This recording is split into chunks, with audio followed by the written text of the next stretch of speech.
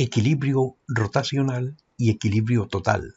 La estática es la parte de la dinámica que estudia las condiciones que deben satisfacer las fuerzas que actúan sobre un cuerpo para que éste permanezca en equilibrio.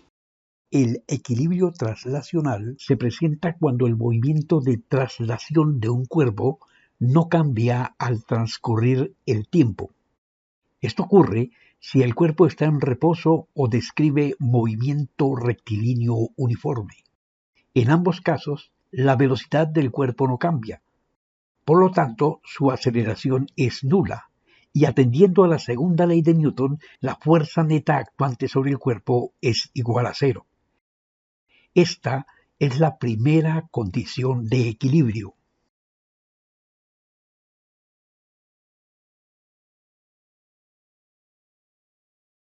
Ahora nos dedicaremos al estudio del equilibrio rotacional.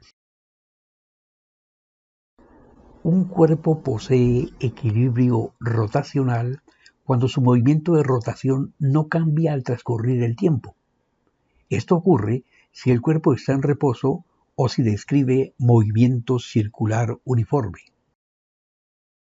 En ambos casos, la velocidad angular del cuerpo permanece constante. Por lo tanto, su aceleración angular es nula. Esto indica que el efecto de rotación neto sobre el cuerpo es nulo. Y recordemos que para caracterizar el efecto de rotación producido por una fuerza, se introdujo la cantidad física momento o torque de una fuerza, igual al producto vectorial entre el brazo y la fuerza.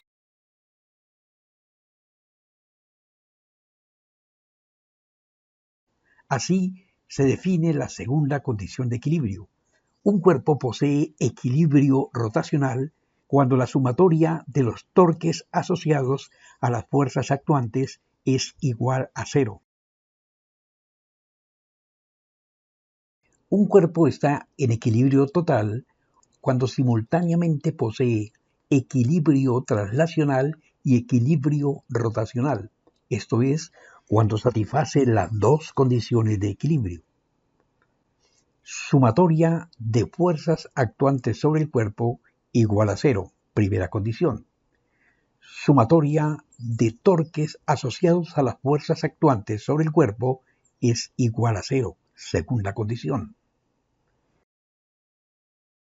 Veamos algunas aplicaciones. Un oso hambriento de 80 kilogramos camina sobre una viga en un intento de recuperar una canasta de comida que cuelga, como se observa en la figura. La viga es homogénea, su masa es de 25 kilogramos y mide 8 metros de largo. La canasta tiene una masa de 9 kilogramos. Cuando el oso está en la posición indicada, el sistema se encuentra en equilibrio. Determine la tensión en el alambre y la fuerza ejercida por el anclaje sobre la viga. Primero, se identifican todas las fuerzas que actúan sobre la viga. Tenemos la tensión en la cuerda que forma un ángulo θ con la viga, el peso del oso que está dirigido hacia el centro de la Tierra y el peso de la viga que al ser homogénea se considera aplicado en su centro geométrico, el peso de la canasta y la fuerza de reacción del anclaje, que la llamamos fuerza 5. Aquí no conocemos ni la magnitud de la fuerza 5 ni el ángulo de dirección alfa. Como hay dos fuerzas desconocidas, seleccionamos como centro de rotación el punto de aplicación de una de ellas, en este caso el punto de anclaje con la pared. Se ubican las distancias desde el centro de rotación hasta el punto de aplicación de cada una de las fuerzas actuantes.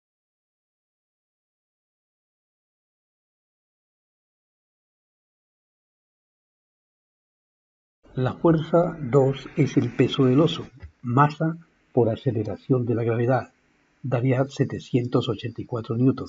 El peso de la viga, masa 25 kilogramos por 9,8 metros sobre segundo al cuadrado, daría 245 newton. Y el peso de la canasta, 9 kilogramos por 9,8 metros sobre segundo al cuadrado, daría 88,2 newton. Ahora se calculan los torques asociados a las fuerzas actuantes respecto al punto escogido como centro de rotación. Para la fuerza 1 o tensión de la cuerda, trazamos la línea de acción de la fuerza y buscamos el vector perpendicular a esa línea trazado a partir del centro de rotación. Este vector es el brazo de fuerza. En el triángulo rectángulo formado, el brazo es el cateto opuesto para el ángulo θ y 8 metros viene siendo la hipotenusa. Entonces, por razones trigonométricas, tenemos que la magnitud del brazo es igual a la hipotenusa por el seno del ángulo, y eso nos da 6,78 metros. Ahora, para determinar la dirección y el sentido del torque, así como su signo, dibujamos los vectores brazo y fuerza a partir del mismo origen. Curvamos los dedos de la mano derecha, señalizando el camino angular más corto para ir del brazo a la fuerza. Estiramos el pulgar y observamos que en este caso el torque sale del plano que contiene a los vectores brazo y fuerza.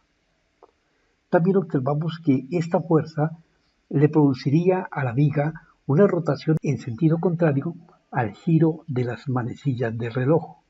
Por lo tanto, el torque asociado es positivo y su magnitud está determinada por la multiplicación entre la magnitud del brazo y la magnitud de la fuerza, con signo positivo. 6,78 metros por la magnitud de la fuerza 1, que es desconocida. Este valor lo almacenamos.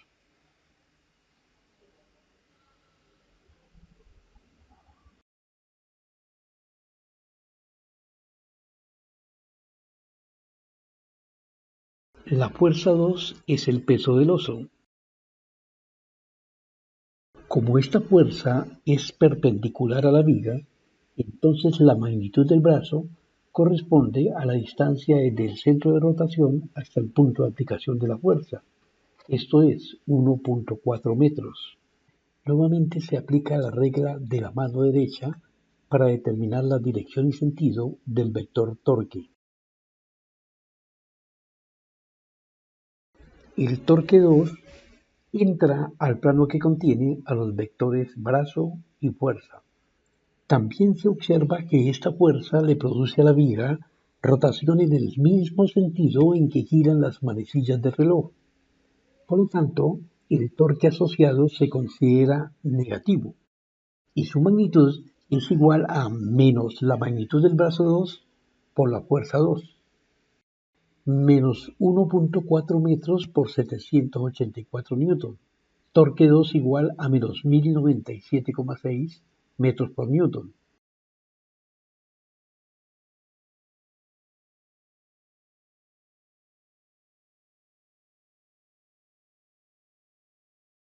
El peso de la viga también es perpendicular a ella.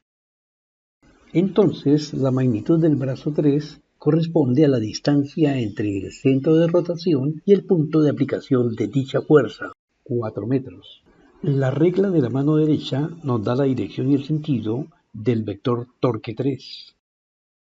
Al curvar los dedos de la mano derecha y estirar el pulgar, se observa que el torque 3 entra perpendicularmente al plano que contiene a los vectores brazo 3 y fuerza 3. También se observa que la fuerza 3 produce una rotación a la viga en el mismo sentido en que giran las manecillas del reloj.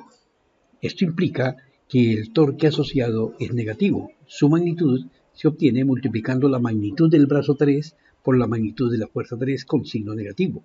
Esto es menos 4 metros por 245 newton. El torque 3 es igual a menos 980 metros por newton. El peso de la canasta o fuerza 4 es perpendicular a la viga. Entonces, la magnitud del brazo 4 corresponde a la distancia entre el centro de rotación y el punto de aplicación del peso de la canasta, 6,8 metros.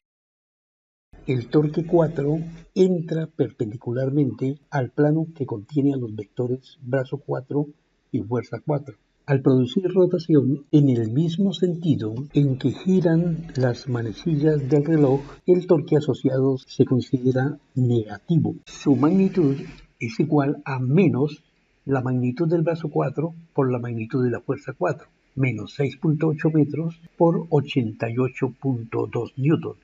Torque 4 es igual a menos 599,76 metros por newton.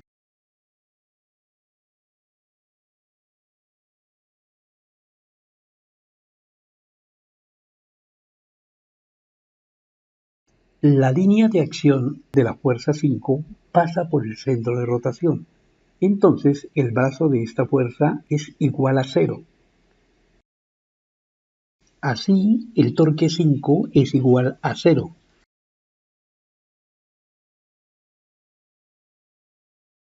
Hasta aquí hemos calculado los 5 torques asociados a las fuerzas actuantes sobre la viga. Ahora aplicamos la segunda condición de equilibrio, sumatoria de torques igual a 0. Reemplazamos valores.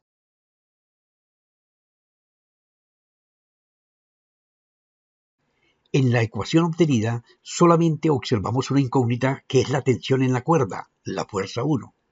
Esta es la ganancia que se obtiene cuando se escoge como centro de rotación el punto de aplicación de una de las fuerzas incógnitas. Su torque asociado es igual a 0. Para obtener el valor de la incógnita, dejamos a un lado de la igualdad los términos que la contienen y al otro lado los términos independientes. Finalmente, eliminamos el coeficiente de la incógnita dividiendo a ambos lados de la igualdad entre 6,78 metros. La tensión en la cuerda es igual a 394,89 newton.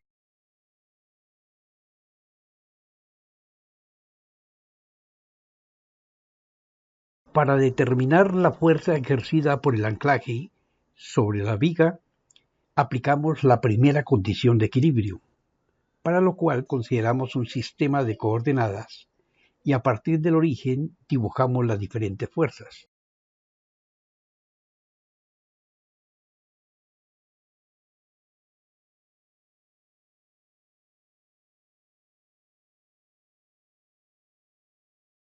La tensión en la cuerda F1 y la fuerza de anclaje F5 no están sobre los ejes coordinados. Se hace necesario descomponerlas vectorialmente.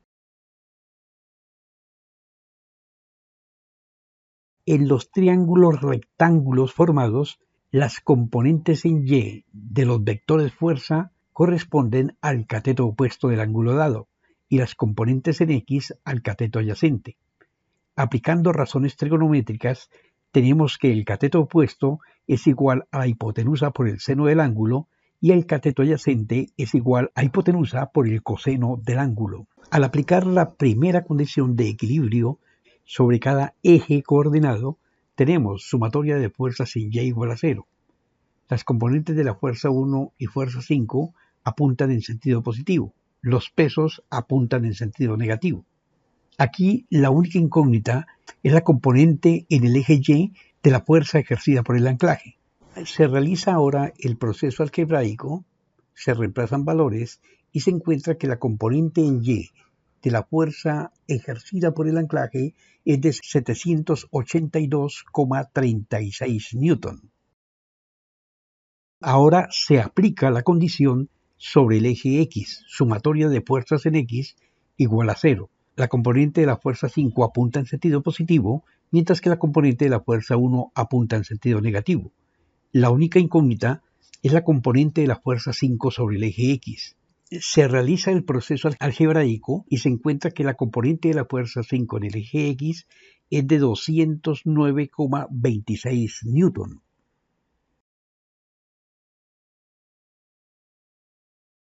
Para determinar la magnitud de la fuerza ejercida por el anclaje, a partir de sus componentes rectangulares, se aplica el teorema de Pitágoras.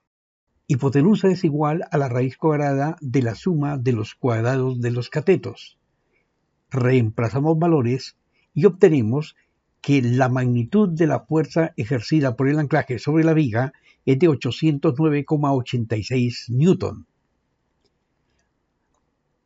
La componente en Y es el cateto opuesto para alfa. La componente en X es el cateto adyacente. Entonces aplicamos la razón arcotangente. Alfa es igual al arco tangente del cateto opuesto sobre el cateto adyacente. Operacionamos y encontramos que alfa es igual a 75 grados.